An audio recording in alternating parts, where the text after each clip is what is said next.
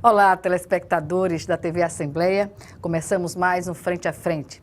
E nosso assunto está relacionado ao CAU, o Conselho de Arquitetura e Urbanismo em Alagoas, que pretende desenvolver cerca de 50 projetos para implantar a Lei de Assistência Técnica aqui no estado.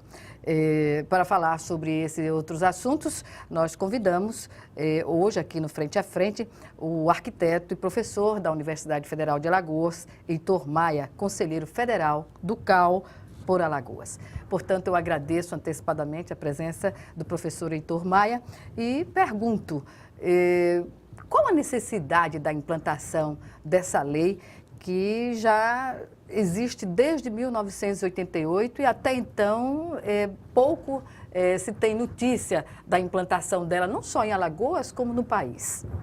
Perfeito. Essa lei é de autoria de um arquiteto da Bahia, colega Zezé Ribeiro. É uma lei que regulamenta todo o processo de acesso das populações de baixa renda ao trabalho profissional, à assistência técnica profissional.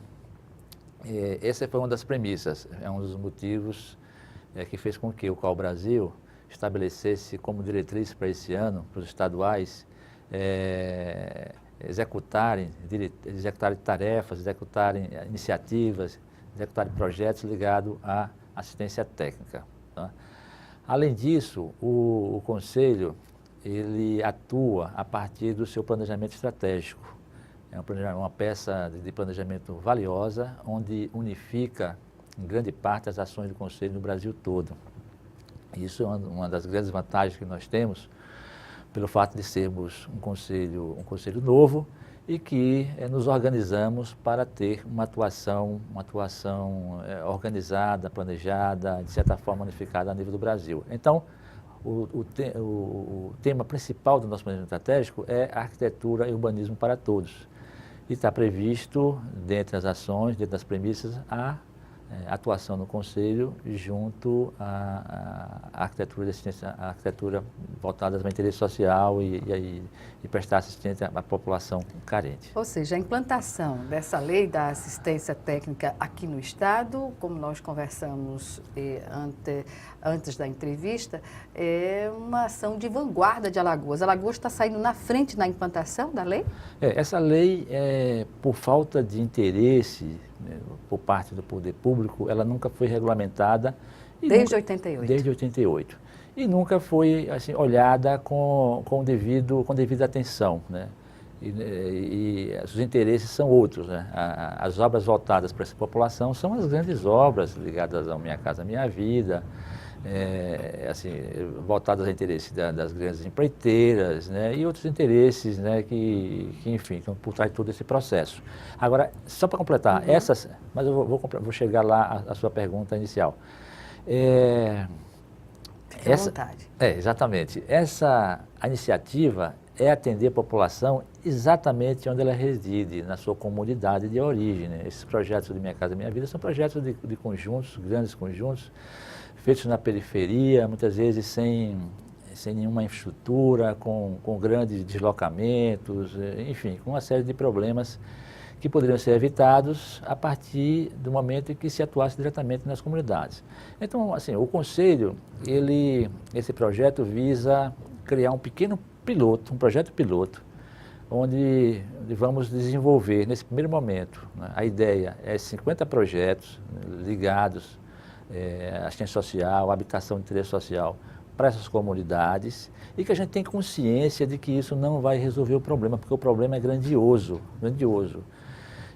Nós, dentro desse processo de organização, de planejamento, nós partimos de algumas pesquisas, né? Uma primeira foi relacionada a se montar um quadro, um diagnóstico dos profissionais no Brasil. Fizemos um censo dos arquitetos, onde temos todas as informações relacionadas aos arquitetos no Brasil. E a segunda foi uma pesquisa feita pelo Instituto Nacional, também, onde nós buscamos informações sobre como a sociedade vê, né, e como a arquitetura é feita no Brasil. Como a sociedade vê o arquiteto e como a arquitetura é feita no Brasil. E um ponto que nos deixou assim, bastante surpresos, de certa forma, né, e preocupados, foi que se constatou que 85% da população brasileira constrói efetivamente sem nenhuma assistência técnica. Orientação técnica. Orientação técnica nenhuma. Faz, né, a seu modo, faz da maneira que acha que deve fazer.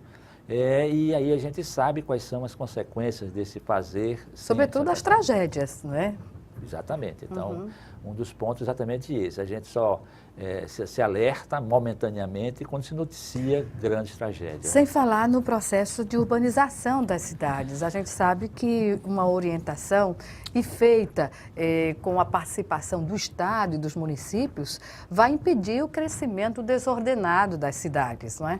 Exatamente. Então, a partir do momento que esse projeto se propõe a atuar diretamente na comunidade, ele não vai atuar só e exclusivamente na habitação, mas existe a possibilidade também de se atuar na questão urbana, no ordenamento urbano. Nos equipamentos. Ou nos equipamentos urbanos, né? Ou nos equipamentos urbanos. Como praças. Praças, ou equipamentos comunitários, ou outros equipamentos que sejam de interesse social, né? Habitações ligadas a menores carentes, etc. Então, temos assim já, só o fato de iniciarmos o processo de divulgar o projeto, já existe uma demanda de algumas associações exatamente carentes por não ter esse tipo de trabalho, né, gratuito, porque não pode pagar, não dispõe de recursos para pagar. Mas aí, sim, vamos ter que ir com calma, né? O que levou, na sua opinião, o fato de uma lei ser implantada em 88, o senhor já falou em relação aos interesses das grandes empreiteiras, que não são esses, né? O interesse social de viabilizar o acesso à informação e a boa construção, a boa prática da construção dentro de normas de segurança, não é? Se interessa por grandes investimentos, mas qual é a razão? Falta de uma divulgação do trabalho da arquitetura e a importância no país? Pode-se... Também. Nos reportando mais uma vez a pesquisa, também se constatou que a sociedade vê o arquiteto como um profissional de elite. Um conceito equivocado. Equivocado, exatamente. Ela não enxerga o profissional com essa atribuição e com essa capacidade de também atuar nesses problemas e resolver esses problemas sociais. Então, esse projeto é um projeto que ele tem interfaces e tem rebatimentos assim, importantes, né, para a profissão e importantes para a sociedade. Pois é, o senhor falou sobre essa questão do conceito equivocado que a grande parte da população tem sobre o trabalho do arquiteto no processo da construção. Aí eu pergunto, além disso, existem outros equívocos, né, relacionados quando a própria classe média faz a opção, muitas vezes, para ter na sua obra, acha que resolve a situação na contratação de um engenheiro apenas para fazer a obra. A importância de ter esses dois profissionais atuando na construção, isso vai definir a qualidade, a otimização de espaços e tudo mais? Não tenha dúvida. Eu acho que o arquiteto e o engenheiro, eles têm papéis fundamentais dentro do processo de construção das edificações e das nossas cidades, né? Elas se complementam e eles só se somam, né, em função de um melhor resultado, né? Eles buscam sempre um melhor resultado. Agora, é importante a gente também destacar que essa iniciativa do Conselho, ela tem outra interface importante, né, para a profissão, que é a inserção do recém-formado no mercado de trabalho. É uma mudança substancial aos profissionais, não é? Exatamente. Então, isso é uma semente, é um projeto piloto, é um projeto pequeno, mas se isso se expandir, ele vai viabilizar o que nós também sempre sonhamos, de implantar uma espécie de residência técnica para os profissionais. Assim como os médicos, eles têm sua residência médica, onde eles, após a graduação, eles passam um período de residência, e, enfim, complementando a informação, amadurecendo, aprimorando seus os conhecimentos. A nossa ideia é que também, né, não é só esse campo de atuação, mas também, ou talvez até principalmente com a arquitetura de interesse social, nós assim, viabilizarmos a atuação desse recém-formado. Tanto é que o nosso edital, ele limita os inscritos a terem no máximo 3 anos de formado. Então, é uma oportunidade que a gente já é formado. Além dos formados, a ideia também é inserir como experiência prática os acadêmicos. Então, o projeto também vai abrir espaço para estagiários, se eu não me engano, a partir do 8º período, participarem também desse processo e complementando e aperfeiçoando a sua formação acadêmica através de uma experiência prática. Ou seja, é uma oportunidade única que se coloca para quem sai da universidade, não é? Exatamente, eu acho que seria assim, o nosso sonho é que nós pudéssemos viabilizar isso para todos, como opção para todos. Então, aqueles que vislumbrassem como essa experiência, como uma experiência válida, que tivesse essa oportunidade, né? Então, esperamos que isso assim, dê frutos e que se desenvolva, que se amplie, para exatamente fazer com que o maior número de arquitetos e de estudantes participem. Em termos orçamentários para o Estado, não há nenhuma lei que determine um percentual para investimento, por exemplo, nessa área social, de possibilitar essa assessoria às comunidades? Bom, nós não temos conhecimento. Assim, o que a imprensa tem noticiado é que o governo do Estado, a partir, se eu não me engano, do ano passado, começou a implementar algumas ações em comunidades, com algumas obras mais voltadas para o contexto urbano, escadarias, melhoramento de vias, etc. Eu acho que a iniciativa é positiva.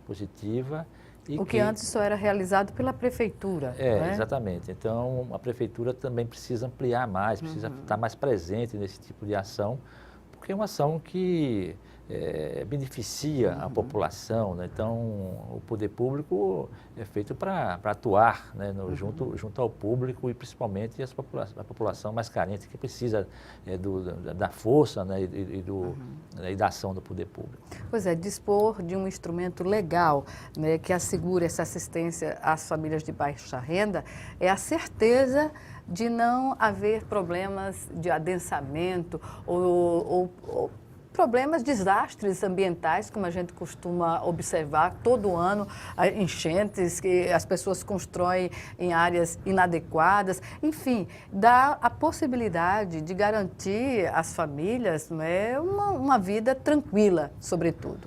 Pois é, exatamente. Então, nessa parte urbana, esse trabalho ele vai ter também esse objetivo preventivo. Então, muitas vezes, uma obra desejada pela comunidade, ela pode ser uma obra inadequada do ponto de vista técnico. Então, vai se conversar e vai esclarecer para a comunidade assim, quais as alternativas que se teria para poder se ter uma melhor solução para o problema que ela está enfrentando. Agora, sem dúvida nenhuma, além do projeto ele trazer uma melhor qualidade, vamos dizer assim, de vida para a população também, exatamente, né? Exatamente.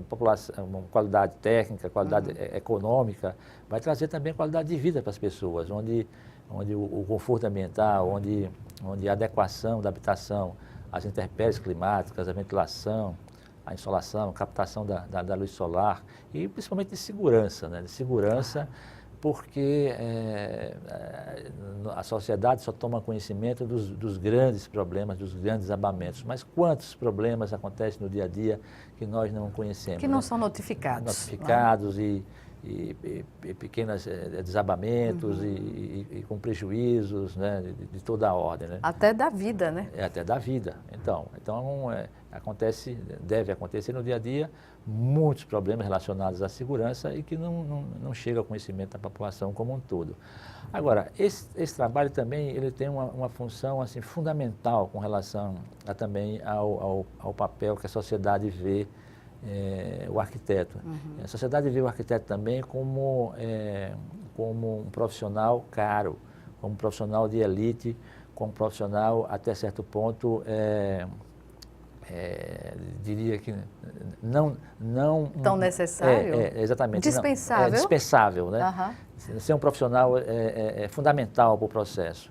E a partir do momento que ela vai ter um instrumento de organização, um instrumento de planejamento, um instrumento de otimização de recursos, que é um projeto de arquitetura bem feito, tecnicamente apurado, com observância de todas as normas técnicas, de toda a legislação. Então, ele vai perceber que o projeto não é supérfluo. Com pouco ele pode fazer muito. Pode fazer muito. Então, ele vai ter um instrumento de planejamento que ele vai, então, buscar a forma que achar mais conveniente, mais adequada, o que tiver dentro das suas possibilidades para executar, seja através de algum programa governamental, tipo esse cheque moradia que estão lançando agora, ou cartão de material de construção da Caixa, ou Construcar da Caixa, ou mesmo recursos próprios que ele vai fazer ao longo do tempo, ou até se utilizando de mão de obra de parentes no final de semana, no tirão. Então, a gente não vai entrar nessa questão do financiamento, nós vamos atuar naquilo que nos compete, que é fazer o projeto técnico de arquitetura. E a proposta também de popularizar a figura do arquiteto, saindo desse pré-conceito, no sentido literal da palavra, não é? Do que ele representa financeiramente numa obra, não é? Exatamente. Então, uma discussão que sempre travamos é que existe uma diferença muito grande e muito boa essa oportunidade de a gente esclarecer entre mercado de trabalho e campo de atuação. O mercado de trabalho, como a gente vive, é muito restrito, restringe a 15%, e olhe lá, da população brasileira, enquanto existe um campo de atuação ainda de 85% para a gente atuar. E uma coisa que é importante, muito importante falar, é que esse trabalho, essa iniciativa, ela não visa competir com os arquitetos do mercado. Pelo contrário, ela visa exatamente atuar na parte, né, do campo desassistida. Do campo da atuação do arquiteto, que está desassistida.